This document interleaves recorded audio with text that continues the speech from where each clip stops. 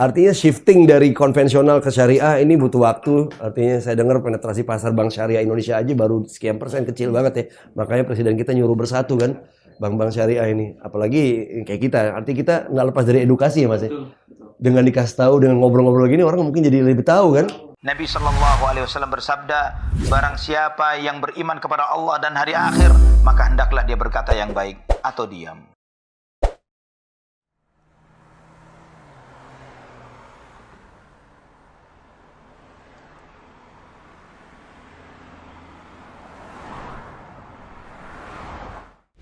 Bismillahirrahmanirrahim. Assalamualaikum warahmatullahi wabarakatuh. Alhamdulillah, hamdan katsiran thayyiban mubarakan fi kama yuhibbu rabbuna wa yarda. Asyhadu an la ilaha illallah wa asyhadu anna Muhammadan abduhu wa rasuluh. Amma ba'd. Puji syukur kehadirat Allah Subhanahu wa taala kita bisa berkumpul di sini dan mendapatkan nikmat yang begitu besar. Tentunya karena Allah. Salawat dan salam tercurahkan bagi Nabi kita Muhammad sallallahu alaihi wasallam sebagai contoh terbaik yang harus kita amalkan juga apa yang beliau lakukan. Selamat datang di Berkata Baik, sebuah program yang diinisiasi oleh BMT Asidik. Mudah-mudahan apa yang kita hadirkan, gambar-gambar, tayangan yang kita munculkan juga bisa menjadi simbol kebaikan. Ya, terinspirasi dari apa yang dikatakan oleh baginda Muhammad SAW. Barang siapa yang beriman kepada Allah dan hari akhir, hendaknya dia berkata baik, atau jika tidak, diam. Hadis riwayat Bukhari nomor 6018 dan Muslim nomor 47. Inilah yang mendasari program ini ada. Harapannya mudah-mudahan Allah meridhoi program ini bisa memberikan banyak manfaat, bisa banyak memberikan kata-kata baik dan spirit untuk para pengusaha terutama di dunia syariah. Alhamdulillah, kita kumpul semua di sini nih. Nikmat nih ya, Masya Allah.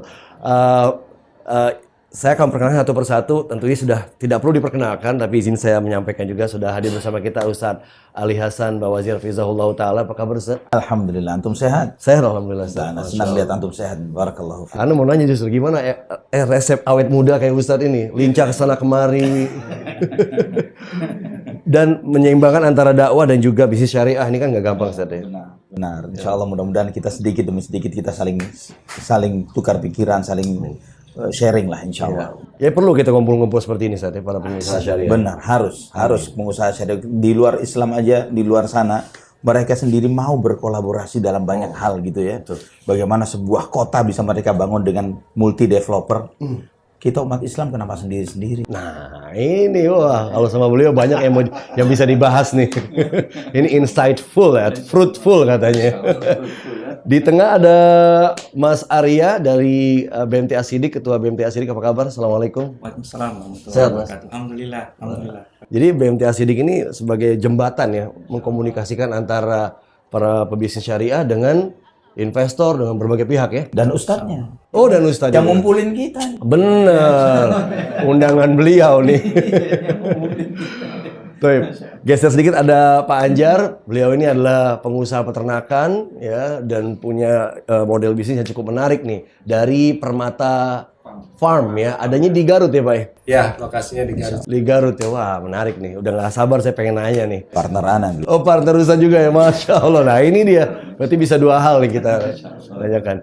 Nah tentunya para pengusaha butuh juga pengusaha yang bergerak dan fokus di bidang teknologi yang menjembatani antara kebutuhan market dengan penyedia jasa ini atau penyedia produk ya. Hadir juga Muhammad Badarudin sebagai Agritech, sebutan perusahaannya adalah Agriculture Technology Company gitu ya. Namanya adalah Tabana. Tabana, ya. Iya, kurang lebih seperti itu fungsinya ya. Jadi kita di perusahaan teknologi startup, perusahaan rintisan, yang mana fokusnya kita adalah membantu para pemain di ekosistem teknologi, ekosistem peternakan ini dengan teknologi. Ekosistemnya yang dibantu ya? Iya. Wah ini menarik nih, udah gak sabar kita mau bahas. Tapi itu nanti santai dulu, kita bahas ilmunya dulu nih. Fundamentalnya dulu ya, fondasi kita perkuat dulu seputar bisnis syariah Ustaz, ya kan? Nah kita ini pengusaha-pengusaha ini kan diminta untuk belajar tentang syariah, tentang ekonomi syariah, tentang bisnis syariah, ya Ustaz. Sebenarnya apa perbedaan utama antara yang ngejalanin bisnis syariah sama bisnis yang konvensional Ustaz? Insyaallah. Membedakan antara bisnis syariah dan bisnis yang bukan syariah atau yang konvensional. Ini sangat mendasar sekali. Jadi berangkat dari niatnya sendiri. Bahwa seorang yang menjalani bisnis syariah, dia berkomitmen dengan hatinya bahwa dia ini hamba Allah. Dia ini telah mengikrarkan dirinya bahwa dia ini hidup di muka bumi sebagai hamba Allah. Maka bagaimana dia memanifestasikan dirinya, apapun potensi yang dia punya, fisiknya, akal pikirannya, materinya, bahkan keluarganya, anak-anaknya adalah kita semua ini hamba Allah Subhanahu wa taala. Nah, berangkat dari situ, maka setiap apa yang Allah berikan kepada dirinya dari semua nikmat, apapun itu jabatan kah, popularitas kah, harta kah, itu semuanya ini adalah sarana pijakan untuk beribadah kepada Allah Subhanahu wa taala. Itu poin yang paling mendasar dari niat. Niat saja sudah beda. Karena kalau konvensional kan mereka hanya berpikir cuan, mereka berpikir untung ya apa Kalau bisa auto cuan. Auto cuan gitu ya. Auto cuan, cuan langsung. Auto cuan begitu ya. Yang penting profit. Tapi tidak berpikir halal enggak? Zalim tidak. Nah, sedangkan Ana pribadi menyadari bahwa sampai hari ini mereka-mereka yang bermain di bisnis syariah yang benar-benar syariah untuk mengklaim bisnisnya itu benar syariah pun itu mereka mundur-mundur bukan maju mundur. Oh gitu? Apa tuh maksudnya mundur-mundur? Mundur-mundur. Kalau maju mundur ada majunya begitu ya. Kita ini harus memikirkan apakah benar bisnis anak syariah. Karena membawa label syariah ini nggak gampang. Berat nih label syariah nih. Benar juga ya. Iya kan? Karena dia harus bicara modalnya syariah nggak? Modalnya syariah. Ya, iya kan? Permodalan. Sumbernya gimana modalnya nih? Terus kemudian dari metode dia bermuamalah. Misalnya dia dalam trading, misalnya perdagangan. Iya, iya. Bagaimana dia purchasing, pengadaan barang. Oke. Apakah dia pengadaan barangnya ini benar atau tidak? Ada unsur kezaliman tidak dengan supplier? Kan Sampai begitu ke kan? situ ya? Ya jelas dong. Apakah dia zalim tidak? Apakah ketika dia menawarkan produk ke konsumen atau calon konsumennya, fair, jujur tidak dia? Open tidak dia terhadap hal itu? Ya, promise yang dia sampaikan di dalam menawarkan dagangan ini, sampai tentang after sales-nya. Bagaimana dia memaintain konsumen dia itu syar'i tidak? Wah, ini berat. Jadi sampai hari ini pun misalnya, alhamdulillah Ana dengan Pak Anjar juga di samping kita saat ini punya Permata Fund, kita ada properti. Sampai hari ini pun di properti itu kami tidak menyebut properti syariah. Karena nggak berani. Karena komitmennya begitu besar tentang kata syariah itu ya. Iya, takutnya nanti ketika misalnya kita sudah berusaha, memang berusaha sambil minta tolong kepada Allah, ya Allah tolong, ya Allah mudah-mudahan lurusin ini benar semua niat, cara dan sebagainya. Tapi kalau misalnya ada kesandung, salah, nama manusia. Nah ketika salah itu takutnya yang disalahkan syariah. Loh Ustadz, loh syariah. Ternyata begini. Kita sudah terlalu membawa besar nama syariah, tapi ternyata kita masih hal-hal kekurangan yang perlu banyak yang kita pelajari. Itu sekedar contoh. Masya Allah, ini penting sekali nih buat kita. Karena bisnis itu bukan cuma sekedar untung rugi, tapi juga surga dan neraka. Benar. Ya kan? Dan subhanallah begini, Ustaz.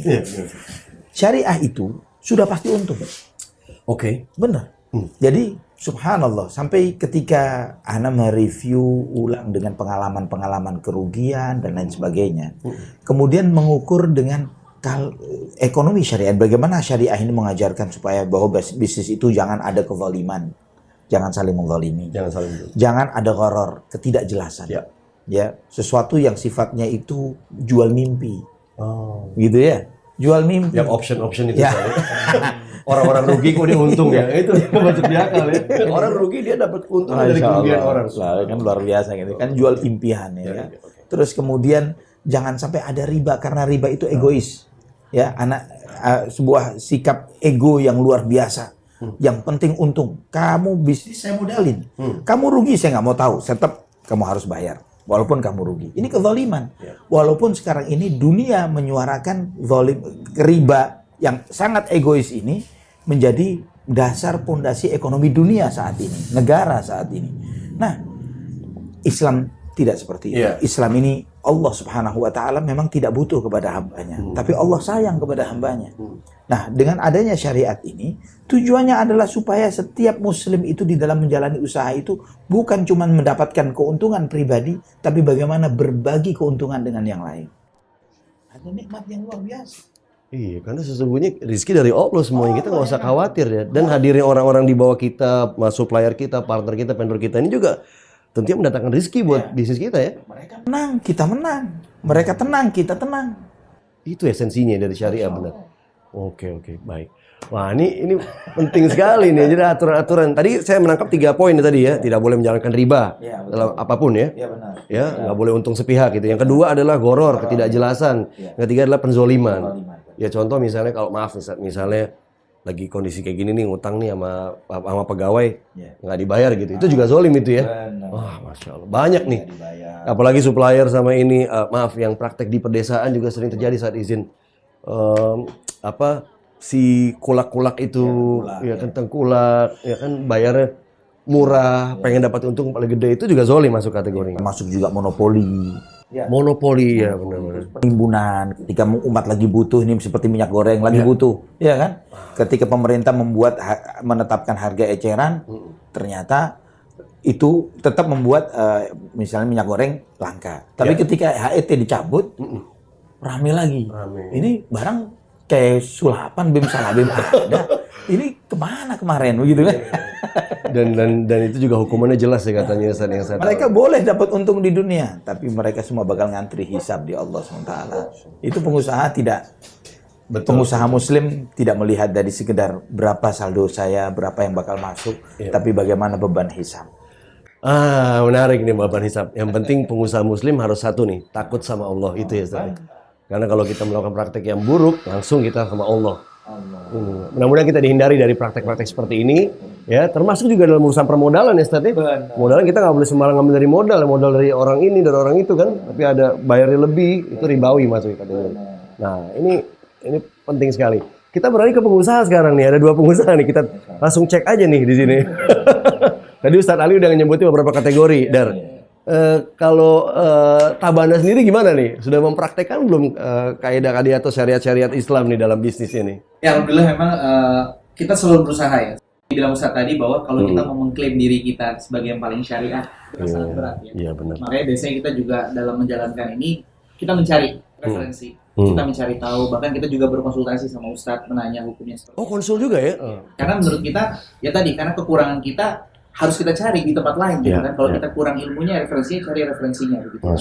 Dan insya Allah ya mudah-mudahan memang spirit teman-teman yang ada di Tabana juga kita pengen mengarah ke sana. Karena kita lihat teknologi ini masih sangat besar peluangnya, tapi teknologi yang didasarkan dengan syariah, nah itu lain cerita. Gitu oke. Itulah jadi diferensiasi dari Tabana itu sendiri ya? Insya Allah kita mau berusaha bermain di segmen itu. Masya Allah. Kita akan masuk ke dalam obrolan tentang tadi itu, tentang servisnya Tabana ini seperti apa. Sekarang ke Pak Anjar. Bapak Anjar sendiri gimana nih? Permata Farm nih gimana nih Pak? Sudah menjalankan anjuran-anjuran syariah belum dalam bisnisnya? Ya kita berusaha terus lah untuk tetap di jalan yang syar'i gitu. Kalau ada keluhan atau kesalahan ya kita bisa segera perbaiki. Dan ya, kita ada alasan juga gitu terjun di peternakan itu karena ada satu hadis ya Ustaz tentang harta terbaik di akhir zaman itu apa itu? Kambing yang dipelihara oleh seorang muslim di lembah. Ya. Harta terbaik di akhir zaman.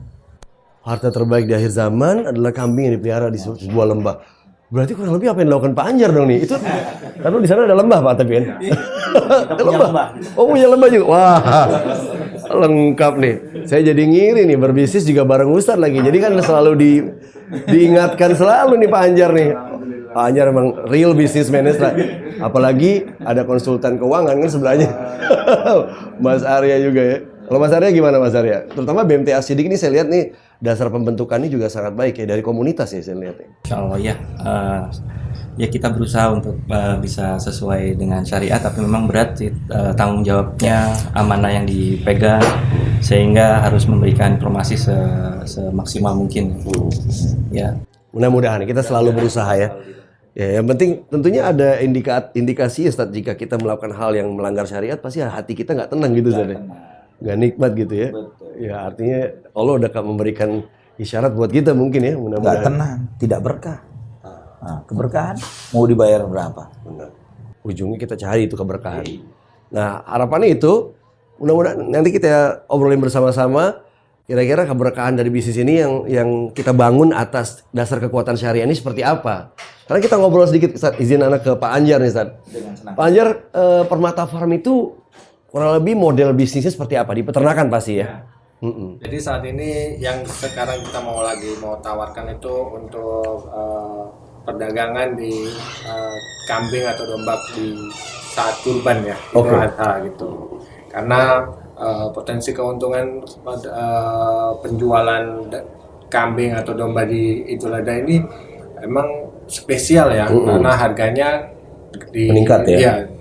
Meningkatnya lumayan signifikan dibandingkan harga sehari-hari kalau dipotong buat sate atau buat akikah gitu. Jadi makan sate kambing di hari biasa sama hari Idul Adha beda ya? Beda. Kalau hari Idul Adha biasanya sate kambingnya pada tutup, Pak. Iya betul.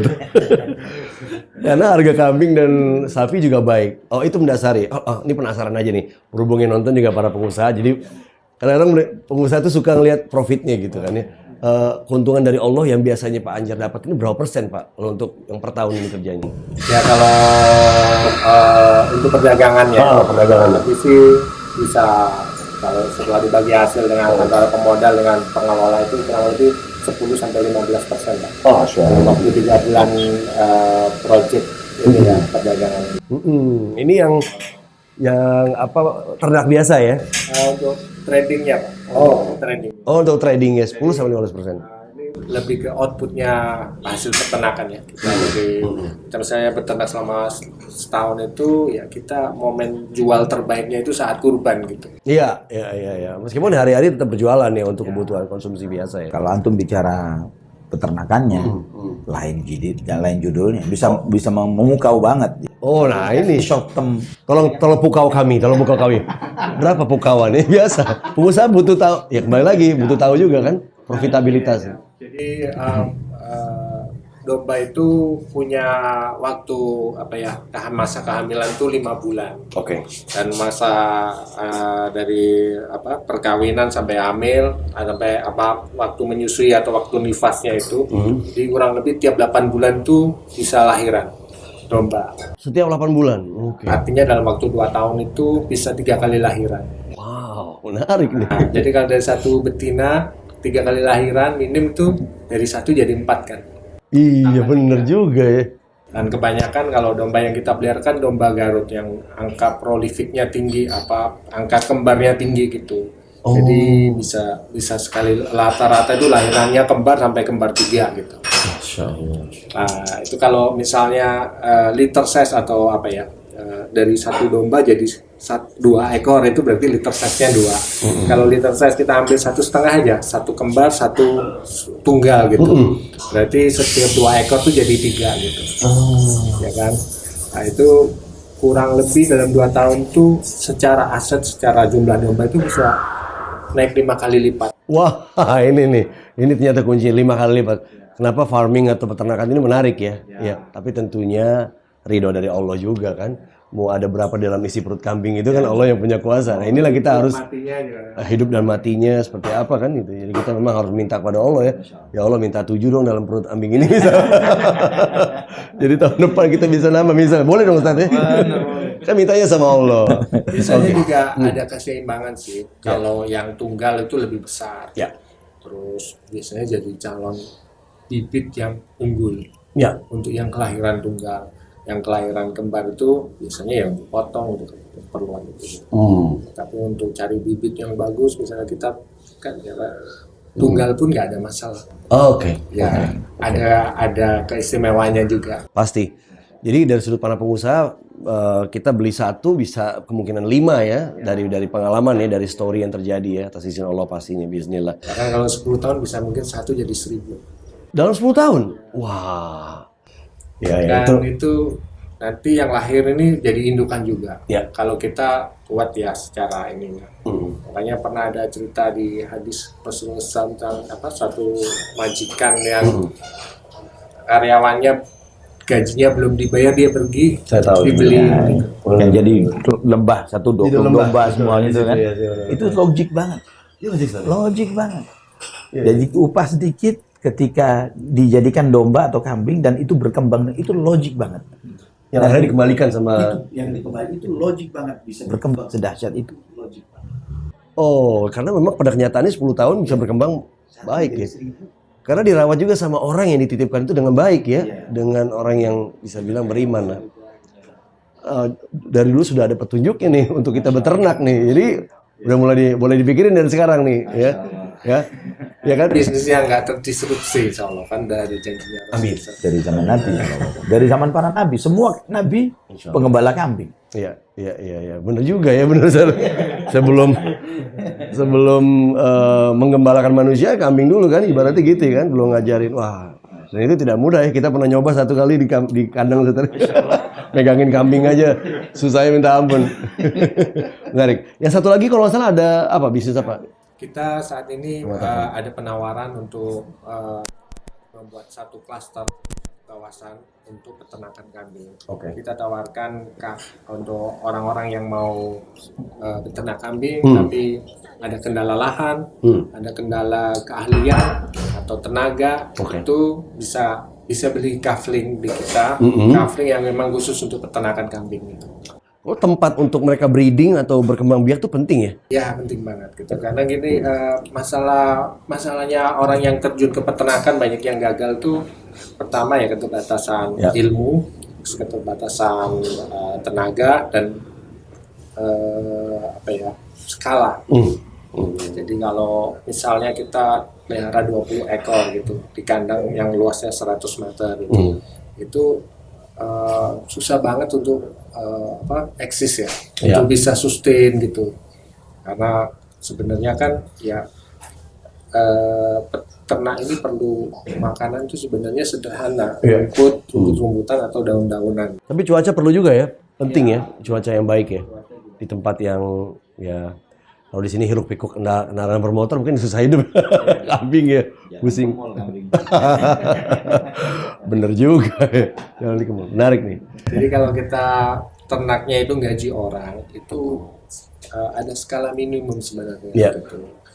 Karena kalau cuma 10-20 ekor, gak ada keuntungan buat si ternak ini kalau dia gaji orang. Iya. Jadi ada tempat buat mereka menyimpan hewan ternaknya, memelihara dengan baik sehingga bertumbuh kembang biaknya. Di-manage juga. Oh. Karena kita kan jadi satu kawasan. Ya. Tercapai skill-nya itu. Berapa ukurannya berapa ini? Lahannya sih ukuran 60 meter. 60 meter. Dapat bonus kandangnya 30 meter. 30 meter. Jadi nanti kalau ketika peternakannya berkembang dia bisa tambah modul kandangnya gitu. Sertifikat juga ya? Lahannya sertifikat insya Allah. Wah, menarik nih. Asal kita punya modal langsung beli lewat Nggak nanya sidik. berapa lahan yang disediain untuk itu? Berapa Pak? Berapa? Jadi kita lahannya sudah kita bebaskan itu ada 15 hektar. Tapi yang kita plot untuk kafling baru saat ini baru 60-an lah, 60 kafling atau sekitar 5.000 meter. 5.000 meter. Wah, ini menarik nih. Sisanya kita plot untuk lahan pakan gitu. Jadi kita pakan. Jadi semua tentang kambing di situ ya, tentang ternak ya nanti ya. Wah, tentang pakan nih dan sebagainya. 15 hektar. Benar.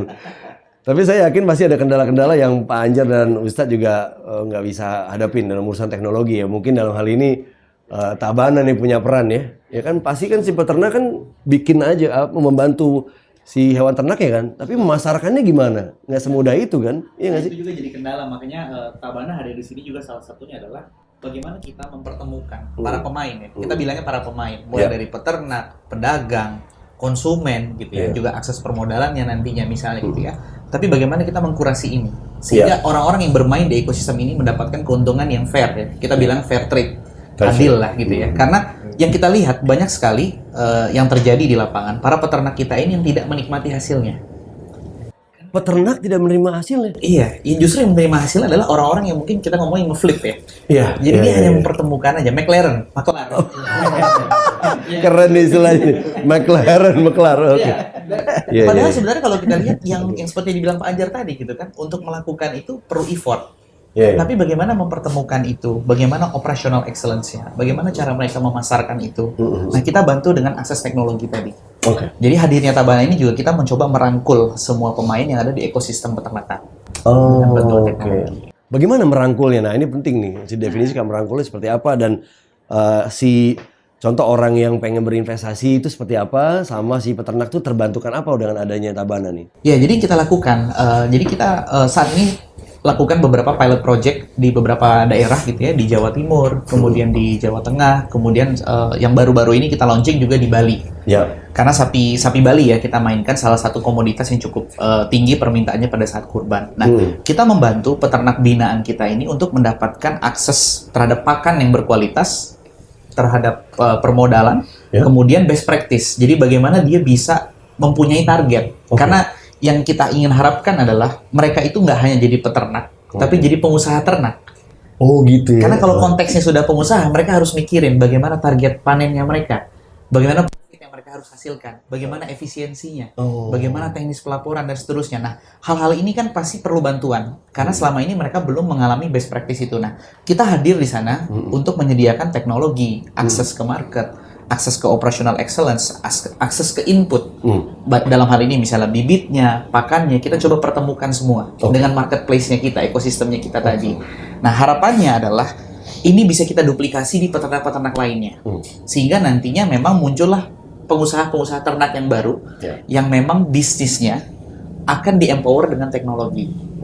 Karena kalau kita lihat potensi Indonesia masih sangat besar Banget. di sektor agriculture ya. Cuman sentuhan terhadap teknologi di sektor agriculture, kalau data yang kita tahu ya, itu masih kurang dari 1%.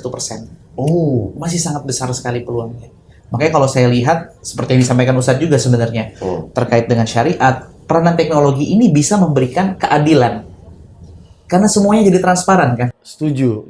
Kadang kita kalau nggak pakai teknologi kita suka nggak jelas ya, yang ini berapa persen, ini berapa persen. Ya kan, tapi dengan teknologi sudah terhitung jelas sih tadi. Terekspos semua. Terekspos semuanya. Jadi kita Dan memberikan transparan akses juga ya. seluas-luasnya kepada semua pemain untuk bermain secara adil. Tapi kita akan kurasi gitu kan. Sehingga harapannya semua orang yang bermain di ekosistem ini mendapatkan keadilan dan keuntungan yang fair. Menarik. Oh, ini syariat banget nih. Memang harus tadi Ustaz bilang kan, adil ya. Contoh kasus misalnya Pak Anjar ya. Pak Anjar jika disupport oleh Tabana, berarti Pak Anjar apa? Dia akan diberikan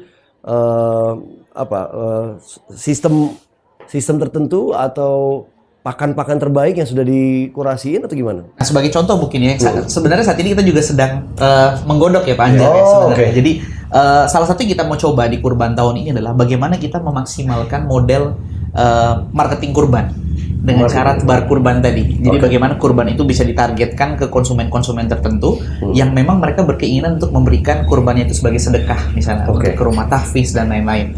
Nah, Tabana menyiapkan strategi bagaimana digital marketingnya bisa berjalan dengan baik, bagaimana kita bisa menargetkan market yang tepat sehingga nanti ini bisa kita salurkan dan efeknya adalah dari penjualan. Ya kan?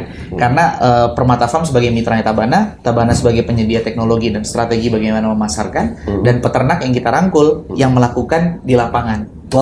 Nah, studi kedua yang kita lakukan juga contohnya adalah peternak kita yang ada di Bali. Jadi mereka untuk mendapatkan akses pakan yang berkualitas masih sangat susah. Nah, bagaimana kita menjembatani itu? Karena pabrik pakan memang masih banyak di Pulau Jawa. Tapi ada cost di situ kan, ada logistik dan lain-lain. Nah, kalau kita bisa kumpulkan, kita bisa forecast kebutuhan mereka dengan teknologi, kita bisa lakukan group buying, sehingga ada efisiensi di situ. Begitu terjadi efisiensi, kita bisa tracking, monitoring bagaimana mereka bisa panen lebih cepat. Karena ada target average daily gain tadi yang kita targetkan, bagaimana penambahan beratnya bisa maksimal. Nah, dengan adanya hal ini, begitu kita tahu sapi ini atau kambing ini siap untuk dipanen, sebelum waktunya panen dengan forecast-nya kita bisa cari marketnya. Kita pasarkan dulu ya? Iya. Jadi itu yang kita coba lakukan, bagaimana penetrasi teknologi ini membantu produktivitas. Jangan sampai mereka sudah waktunya panen, marketnya nggak ada. Sehingga yang terjadi apa? Mereka terpaksa menjual ke kulak-kulak tadi dengan harga yang mungkin tidak sesuai. McLaren tadi ya. McLaren tadi. Gitu.